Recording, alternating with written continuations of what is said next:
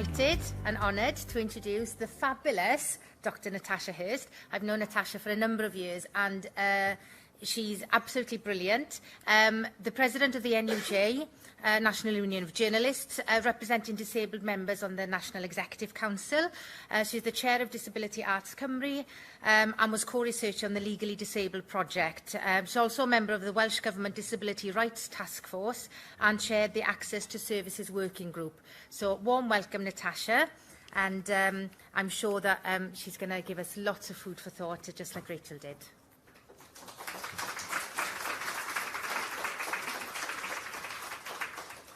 Thank you ever so much for that welcome, Emma. It's a bit of a mouthful, all the things that I'm involved with at the moment. Many of you who know me know that I have a really long history with Disability Wales as a former board member and also my short time on the staff as well when I was maternity cover for Miranda. And Disability Wales has played a really important part in my journey as a disability activist. And it's also influenced the work that I do as a photojournalist. So I specialise in covering social justice issues and campaigns, and especially around disability equality.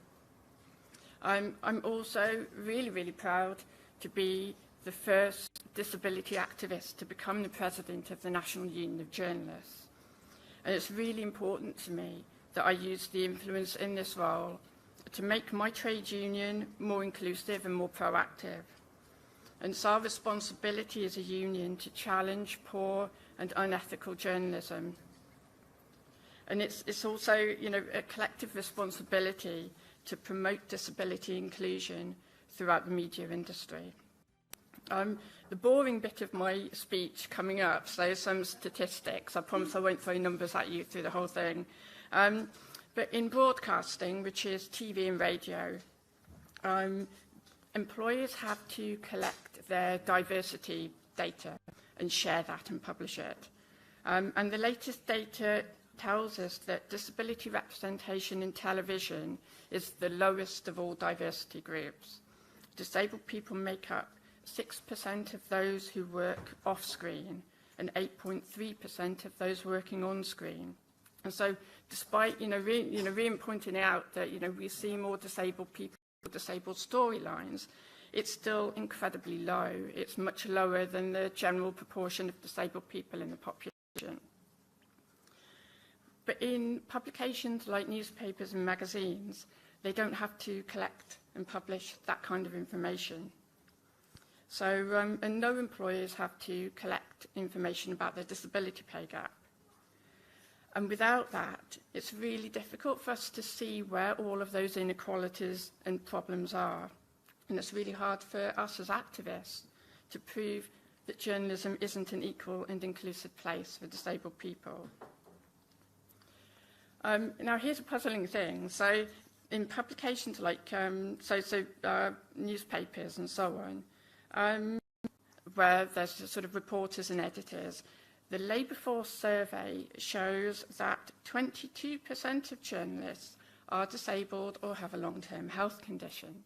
And I find that really quite difficult to understand. And we've just been listening to Rachel talking about how lonely it is to be, the only disabled person, one of very few disabled people in the workplace trying to promote better reporting on disability. And as a union, we know that there are very few disabled journalists in senior leadership roles. We know that disabled journalists are more likely to be freelance, self-employed, but there's very little information about that. And our worry is that employers might look at that 22% figure and think, oh, well, there's no problem. We've got enough disabled people in journalism, we don't need to worry about that. But we know there is a problem.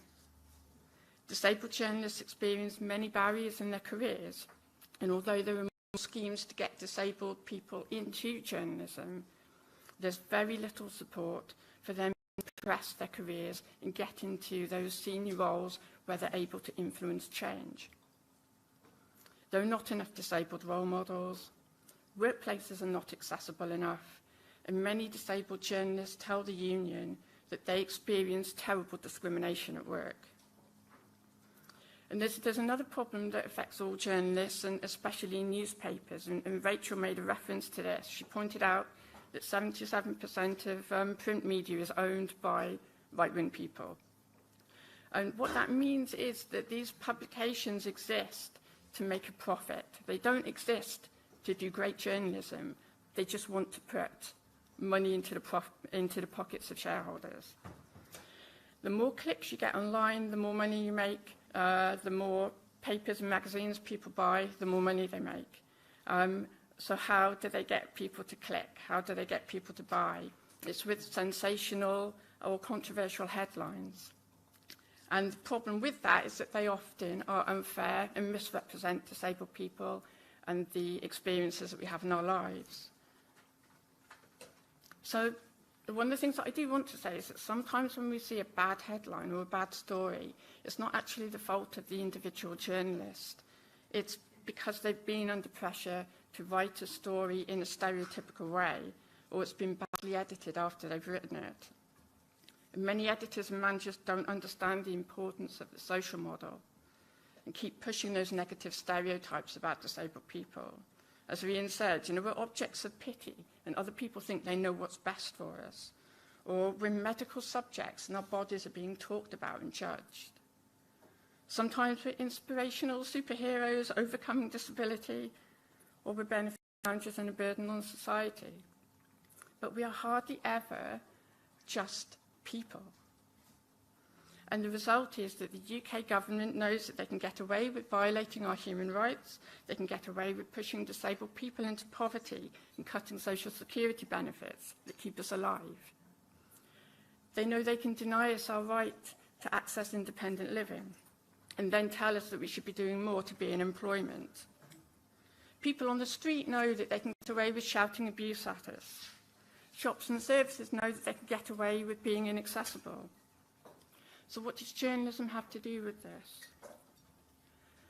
The role of journalists is to hold those in power to account, from politicians to governments, the Senate to UK Parliament, local councils, public bodies like health boards, education authorities, police, courts, and so on, to wealthy private sector organisations like banks and airlines and electricity companies. It is our job as journalists to investigate and report on the decisions and actions that are taken by those in power, because it affects people's lives.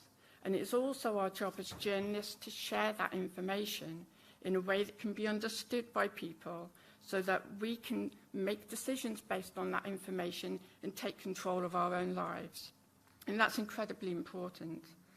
When we do our jobs well, journalists can help change society for the better. But when we fail, we reinforce inequality and discrimination. We need more pressure on media organisations to work in a way that is fair and ethical. Rachel talked about IPSO, which is the regulator for newspapers. It's very, very weak. It doesn't want to improve or put greater requirements on publications to make sure that they are reporting fairly and not discriminating against groups of people like disabled people. All journalists who sign up to the FRSA sign up to a code of conduct, so they make a commitment to write fairly and ethically, and not to produce anything that would incite hatred or discrimination. And we want to support journalists to understand what good reporting looks like, and to make sure that you have the resources and the training that you need to do that. And disabled people need to have more control over the stories that are told about us. And, I know that my lived experience as a disabled person means that I understand the marginalisation and discrimination that we all face as a community. I know how to talk about those issues and share those stories in a way that doesn't violate the dignity of disabled people. And we need more disabled journalists, but that by itself isn't enough. We need non-disabled journalists to better understand the issues. And I know that there are plenty who do a really, really good job. And when we see good journalism, we should celebrate it.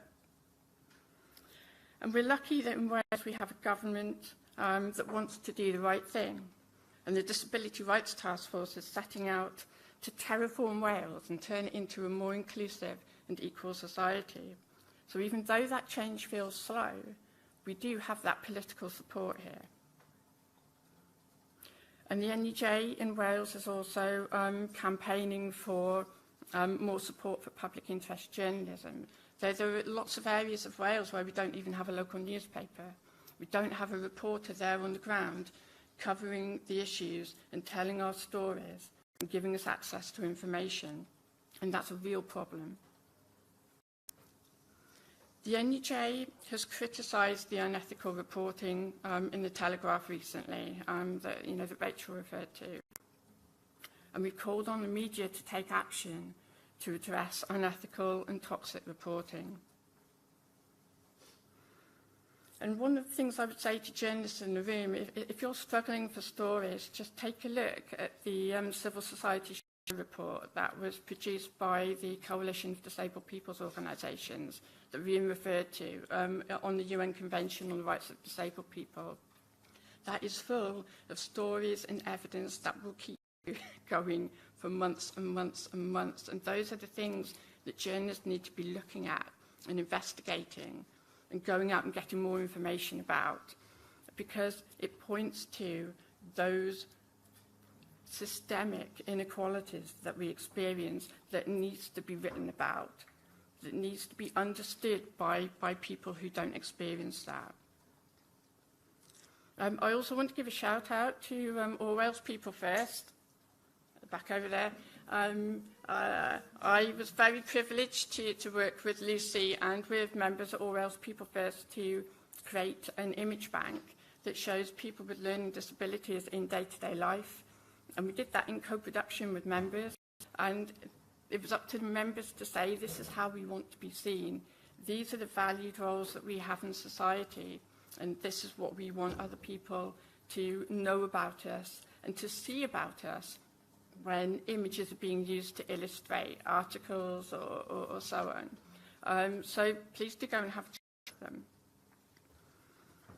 them. Just to sort of finish up, it's really important that we are aspirational, that we're removing barriers for disabled journalists, and that we are collectively creating a society that is free of barriers for all disabled people. We all deserve that.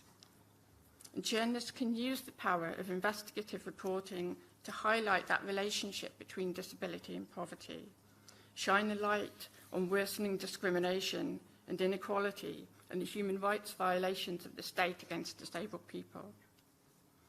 And increasing diversity in the media is important to creating change.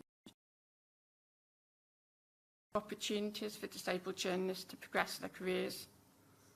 And in the industry, editors can be more proactive in commissioning freelancers who have lived experience of disability. So together, let's drive ableism out and transform the media here in Wales and lead the way for everybody else to follow. Thank you very much.